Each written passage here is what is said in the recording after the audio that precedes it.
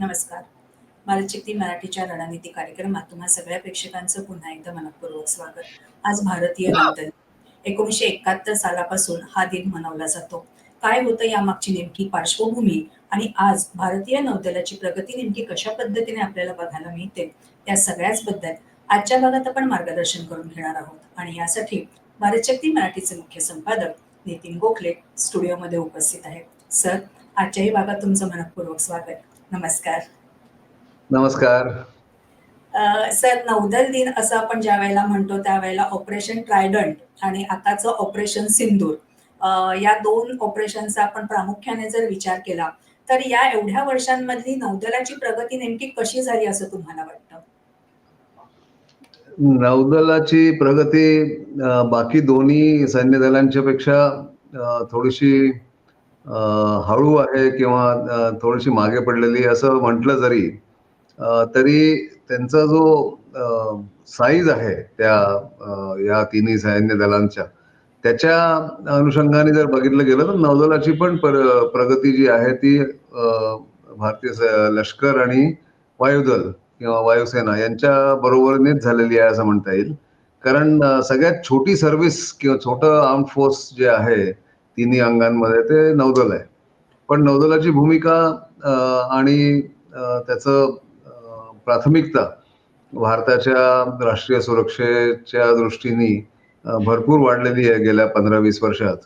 आणि त्याच्यामुळेच आता नौदलावरती जास्ती लक्ष केंद्रित केलं गेलेलं आहे. तर 71 मध्ये ऑपरेशन ट्रायडंट 1971च्या लढाईमध्ये इनफॅक्ट आज म्हणजे काल 3 डिसेंबरला 1971चं युद्ध सुरू झालं होतं. पाकिस्तानने जेव्हा हवाई हमला केला आणि हवाई हल्ला केल्यानंतर भारताने युद्धाला सुरुवात केली होती 3 डिसेंबरला. आज 4 डिसेंबर आहे आणि 4 डिसेंबरला नौदलाने बरोबर नौसेना दिवस जो आहे तो याच्यासाठी साजरा केला जातो की या दिवशी कराची बंदर जे आहे पाकिस्तानचं त्याच्यावरती हल्ला केला होता आणि तिथले सगळे जे काही नेव्हल ऍसेट्स होते ते सगळ्या नेस्तनाबूत करून टाकल्या होत्या. तर तशी प्रगती बघायला गेलं तर खूप चांगली झालेली आहे. आणि आत्ताच नौसेनेच्या प्रमुखांनी 2 दिवसापूर्वी प्रेस कॉन्फरन्समध्ये म्हटलं होतं की आता दर 40 दिवसांनी आम्ही एक शिप कमिशन करतोय. इतक्या बोटी बनवल्या जात आहेत आणि इतक्या ऍसेट्स क्रिएट केले जात आहेत नौदलामध्ये की त्याची प्राथमिकता, त्याचं प्राधान्य वाढत गेलेलं आहे. आणि मी म्हणेन 1971च्या लढाईपेक्षा नक्कीच नौसेनेचं महत्व आणि नौसेनेचं कॉन्ट्रीब्युशन भारतीय सुरक्षेच्या पूर्ण आराखड्यात वाढलेलं आहे. ऑपरेशन सिंदूरच्या संदर्भामध्ये परवाच्या प्रेस कॉन्फरन्समध्ये भारतीय नौदल प्रमुखांनी खूप वेगळ्या पद्धतीचं वक्तव्य केलेलं होतं. त्या दृष्टीने नौदलाचं महत्व परत एकदा अधोरेखित झालेलं आहे. तुमचं याबद्दल काय मत आहे?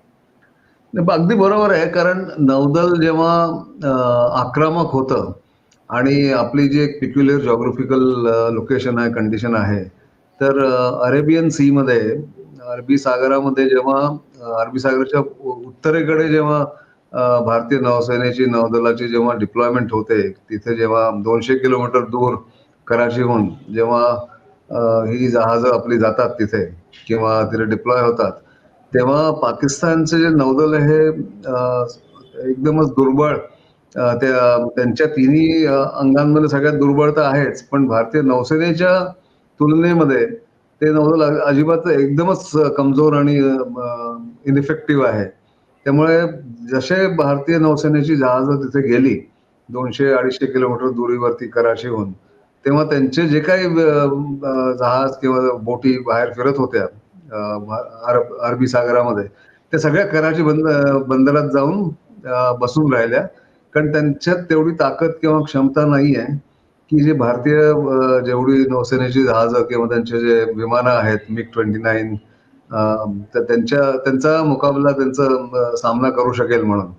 आणि त्यामुळे पाकिस्तानवरती आर्थिक दबाव पडला. कारण पाकिस्तानची आयात निर्यात सगळी कराची बंदरातनच मॅक्सिमम होते. 90% आयात निर्यातीचे मालवाहतूक तिथून होते, कराचीहून.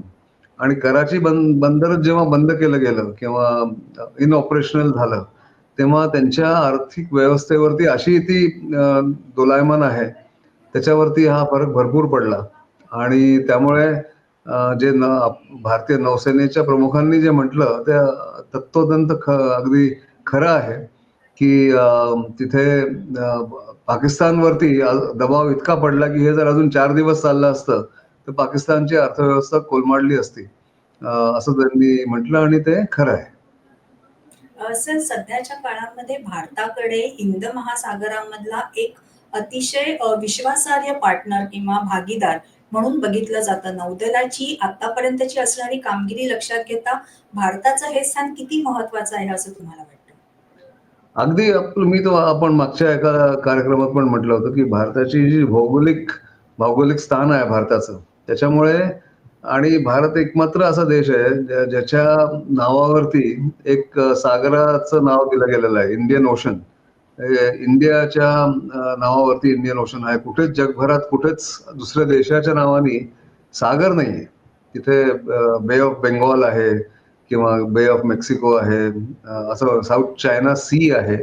पण ओशन नाही. इंडियन ओशन जसं आहे, Pacific ocean, Indian ocean, Atlantic ocean, हे जे ओशन्स आहेत 3, त्याच्यातलं भारताचं नाव आहे. त्यामुळे भौगोलिक परिस्थिती अशी आहे भारताची किंवा लोकेशन असं आहे, की आपोआपच भारताच्या नौसेनेला आणि भारताच्या जे काही धोरणं आहेत भारतीय नौसेनेची किंवा भारताची, त्यांना हे महत्व मिळत राहतं. आणि पूर्ण या रिजनमध्ये भारताने 2-3 असे स्ट्रक्चर्स बनवून ठेवलेले आहेत. आयॉन्स म्हणून एक आहे, इंडियन ओशन नेव्हल सिम्पोजियम, आणि दुसरं आहे कोलंबो सिक्युरिटी कॉन्क्लेव्ह. ज्याच्यामध्ये भारताने पुढाकार घेऊन सागरी सुरक्षेच्या दृष्टीने जी काय पावलं उचलायला लागतील आणि जी काय लीडरशिप द्यायला लागेल, ती भारताने दिलेली आहे. त्यामुळे हे महत्व खूप जास्ती आहे. प्रिफर्ड सिक्युरिटी पार्टनर असं म्हटलं जातं भारताला, भारतीय नौसेनेला मुख्यतः, पण भारताला याच कारणासाठी, की नौसेना आपली सक्षम आहे.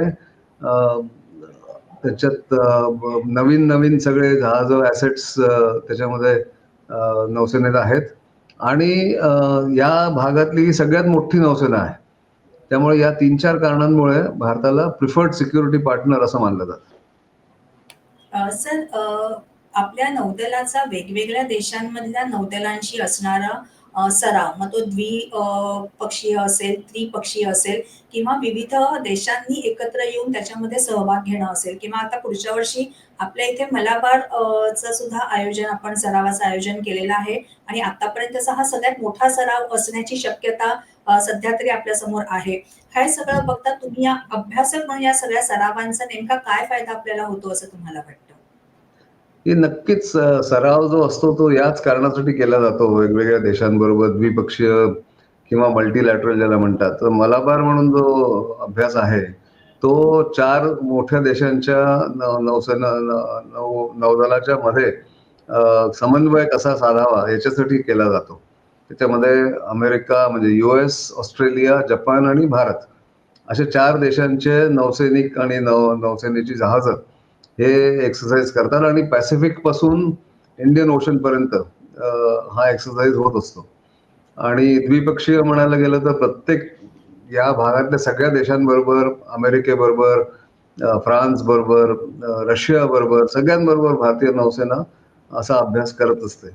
तसंच भारताला जेव्हा जेव्हा इथे आपली ताकद दाखवायची असते, त्यावेळेला एक इंटरनॅशनल फ्लीट रिव्ह्यू दर 2 वर्षांनी किंवा 4 वर्षांनी किंवा 5 वर्षांनी भारतामध्ये केला जातो.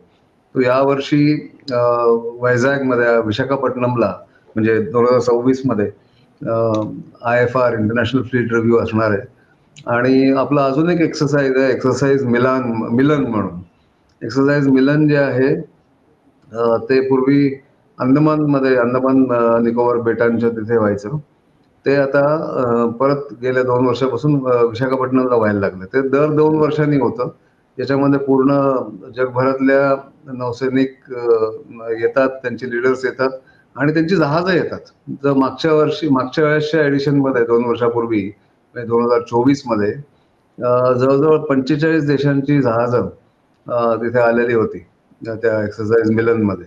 त्याचं नावच एक्सरसाइज मिलन, कारण सगळ्यांचं एकत्र येणं आणि मिळून मिसळून काम करणं, याच्यातच त्या एक्सरसाइजची सांगता होते.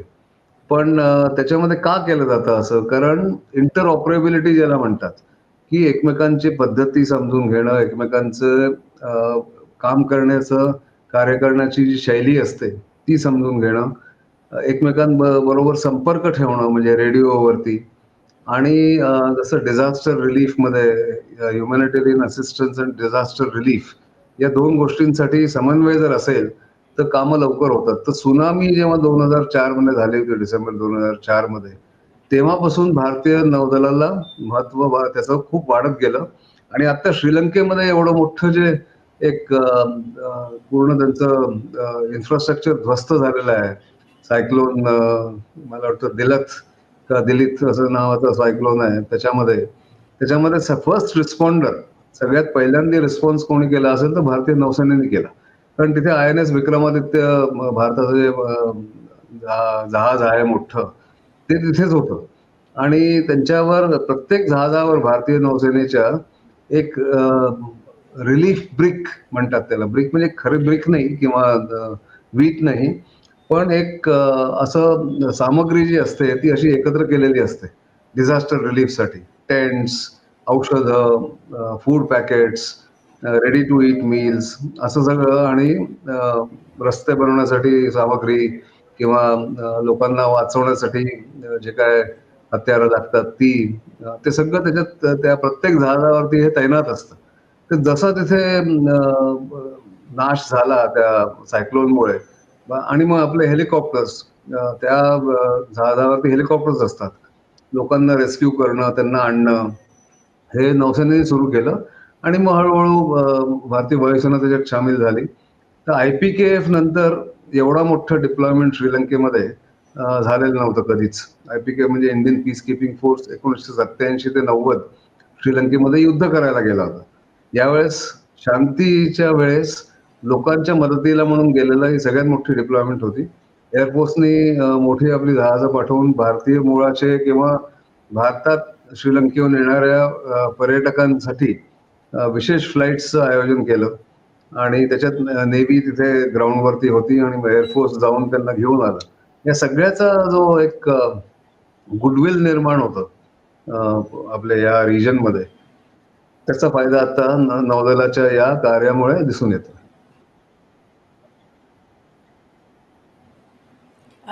2026 हे सुधारणांचं वर्ष असं संरक्षण मंत्र्यांनी या वर्षाच्या सुरुवातीला जाहीर केलं होतं. आणि त्याचबरोबरीने आत्मनिर्भर भारताच्या दृष्टीने तिन्ही दलांमध्ये वेगवेगळ्या पद्धतीने उपकरणांची खरेदी करणं, सामग्री खरेदी करणं याचीही तयारी सुरू झालेली आहे. नौदलामध्ये या दोन्ही गोष्टींचा समन्वय कशा पद्धतीने बघायला मिळतोय? तिन्ही सैन्य दलांचं जर आपण विश्लेषण केलं किंवा एक तुलना केली, तर नौदल या बाबतीत सतत पुढे राहिलेलं आहे. आणि त्यांनी नेहमी आत्मनिर्भरतेवरतीच भर दिलेला आहे. आपली जहाजं बनवण्यामध्ये, जहाजांवरती जे काही सामग्री लागते, मिसाईल्स आहेत, रेडार्स आहेत, सेन्सर्स आहेत, हे सगळ्यासाठी त्यांनी प्रत्येक वेळेस भारतीय कंपनींवरतीच अवलंबून राहून आपल्या म्हणजे सैनिकांना आणि नौदलाला तिथे सक्षम केलेला आहे. त्यामुळे हा अनुभव त्यांचा बाकी दोन्ही सैन्य दलांपेक्षा जास्ती आहे आणि चांगला आहे. सुखद अनुभव नौसेनेचा आहे. आत्मनिर्भरतेच्या बाबतीत भर देणं हे नौदलाचं हा त्यांचा पुढाकार आज बऱ्याच वर्षापासून सुरू आहे.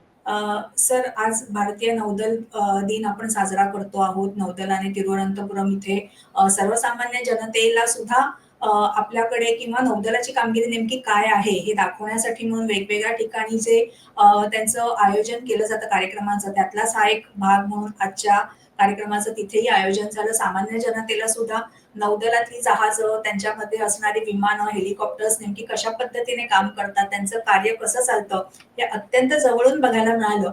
पण तरी सुद्धा आजच्या या भागातनं जी माहिती तुम्ही दिलीत, या माहितीतनं 1971 पासून आतापर्यंत भारतीय नौदलाची नेमकी कामगिरी कशी होती आणि प्रगती कशी आहे, याची सुद्धा माहिती आपल्या प्रेक्षकांना मिळायला नक्कीच मदत झाली आहे. त्यामुळे या सगळ्या माहितीसाठी सगळ्या प्रेक्षकांकडनं आणि व्यक्तिशः माझ्याकडनं खूप खूप धन्यवाद सर. नमस्कार. नमस्कार. प्रेक्षको, आजच्या भागात मिळालेली माहिती तुम्हाला कशी वाटली ते कमेंट्सद्वारे आमच्यापर्यंत नक्की पोहोचवा. त्यासाठी काय करायचंय, भारतशक्ती मराठी या यूट्यूब चॅनलला लाईक करा, शेअर करा, सबस्क्राईब करा. याशिवाय इतर सोशल मीडिया प्लॅटफॉर्मला सुद्धा तुम्ही फॉलो करत असाल अशी आम्हाला आशा आहे. भेटूया पुढच्या आठवड्यात एका नवीन विषयासह. तोपर्यंत नमस्कार.